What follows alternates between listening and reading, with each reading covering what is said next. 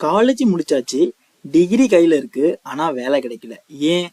இதுக்கான பதில தேடிட்டு இருக்கீங்க அப்படின்னா இந்த வீடியோ உங்க லைஃப்ல ஒரு டேர்னிங் பாயிண்டா இருக்கும். நம்ம லாஸ்ட் வீடியோல ஸ்கூல்ல எல்லாரும் ஒரே சிலபஸ் படிச்சோம். 10th அப்புறம் லைஃப் பாத் பல விதமா பிரியும்.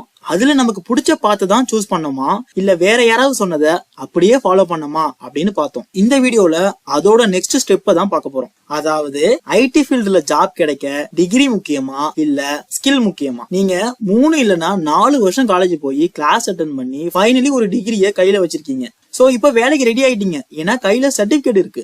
ஆனா ஒரு இன்டர்வியூ ரூமுக்கு போனீங்க அப்படின்னா அங்க கேட்கிற கேள்விக்கு என்ன பதில் சொல்றதுன்னே தெரியல அப்படின்னு உணர்ந்திருக்கீங்களா? அப்படி உணர்ந்தீங்கன்னா உங்ககிட்ட இருக்க வேண்டியது டிகிரி இல்ல, நாலேஜ். அந்த நாலேஜ் தான் நான் ஸ்ட்ராங் ஃபவுண்டேஷன் சொல்றேன். ஒரு சாஃப்ட்வேர் ஆர்கனைசேஷன் உங்ககிட்ட என்ன எதிர்பார்க்கும்? இதை சொல்றதுக்கு முன்னாடி நான் உங்ககிட்ட ஒரு கேள்வி கேட்கிறேன். நீங்க உங்க வீட்டுக்கு ஒரு நல்ல சமையல்காரரை வேலைக்கு வைக்கணும்னு நினைக்கிறீங்க. அப்போ அந்த சமையல்காரருக்கு என்னெல்லாம் தெரிஞ்சிருக்கணும்னு நினைப்பீங்க?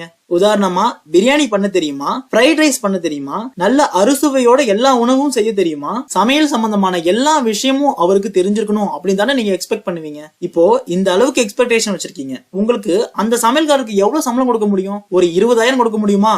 சரி, கொடுக்கலாம்னு வச்சுப்போம். ஆனா கேள்வி என்ன தெரியுமா? 20,000 சம்பளம் கொடுக்க நினைக்கிற நம்ம கூட இவ்வளவு எக்ஸ்பெக்டேஷன் வச்சிருக்கோம். அப்போ 60,000 இருந்து 1,00,000 வரைக்கும் சம்பளம் கொடுக்குற ஐடி இண்டஸ்ட்ரி உங்ககிட்ட இருந்து என்ன அளவுக்கு ஸ்கில்ல எதிர்பார்க்கணும் கொஞ்சம் யோசிச்சு பாருங்க. உங்களால புரிஞ்சுக்க முடியல அப்படின்னா நான் இன்னொரு எக்ஸாம்பிள் சொல்றேன்.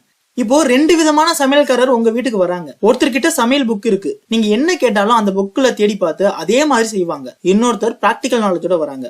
அதாவது நீங்க என்ன கேட்டாலும் ஓ அதானே எனக்கு நல்லா தெரியும், இருங்க செஞ்சு கொண்டு வரேன் அப்படின்னு சொல்றாங்க.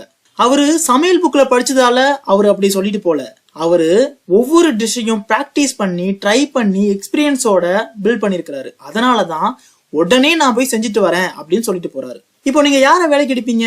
சமையல் புக்க படிக்க தெரிஞ்சவரையா இல்ல ரியலா எல்லாமே செஞ்சு காமிக்க கூடியவரையா? கண்டிப்பா ரியலா தெரிஞ்சவங்கள தான் நீங்க ஜாப்க்கு சூஸ் பண்ணுவீங்க. இததான் நம்ம நல்லா புரிஞ்சுக்கணும். டிகிரினா என்ன? அந்த சமையல் புக் மாதிரி. ஸ்கில்னா என்ன? அந்த பிராக்டிக்கல் குக்கிங் நாலேஜ் மாதிரி. அப்போ ஒரு சாஃப்ட்வேர் ஆர்கனைசேஷன் உங்ககிட்ட என்ன எதிர்பார்க்கும்? அந்த ஸ்கில்ல தானே எதிர்பார்க்கும். அததான் நான் ஸ்ட்ராங் ஃபவுண்டேஷன் சொல்றேன். அதாவது சர்டிபிகேட் இருந்தாலும் எக்ஸ்பீரியன்ஸ் இல்லாட்டி ப்ராப்ளம் சால்வ் பண்ண தெரியல அப்படின்னா ஐடி இண்டஸ்ட்ரியில சர்வே பண்ண முடியாது. நான் முன்னாடியே சொன்ன மாதிரி அதிக சேலரி கொடுக்கக்கூடிய இந்த industry skills, real knowledge, communication, problem solving என்ன லெவல்ல எக்ஸ்பெக்ட் பண்ணுவாங்கன்னு கொஞ்சம் நினைச்சு பாருங்க. ஒரு கம்பெனிக்கு நம்ம டிகிரியை விட பிராக்டிக்கல் ஸ்கில் தான் முக்கியம். அதுதான் நான் ஸ்ட்ராங் ஃபவுண்டேஷன் சொன்னேன்.